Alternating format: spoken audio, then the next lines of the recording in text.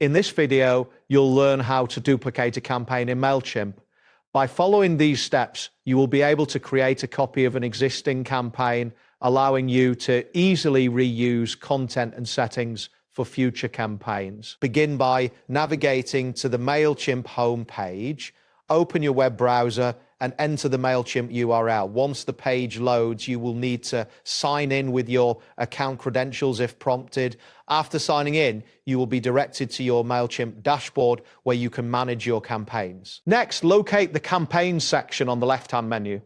Click on the campaigns option to view a list of all your campaigns. This area displays the campaigns you have created, along with their statuses and performance metrics. You should see your campaigns listed clearly on the screen. After that, find a specific campaign you wish to duplicate from the list. Review the campaigns until you identify the one you want to replicate.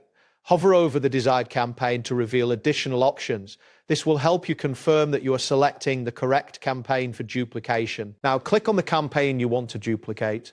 The campaign overview page will load, providing you with details about the campaign, including its content and settings. From this page, you will proceed to the next step. Look for the replicate button, usually located towards the top right corner of the campaign overview page. Click on this button to initiate the duplication process. Once you click replicate, Mailchimp will create a copy of the selected campaign, and you will see a confirmation message indicating that the replication is in progress. Once the replication is complete, you will be redirected to the new campaigns editing screen. Here you can make any necessary adjustments to the duplicated campaign, such as changing the subject line, updating content, or modifying the recipient list. Ensure that you review the duplicated campaign thoroughly before proceeding. That wraps up today's guide.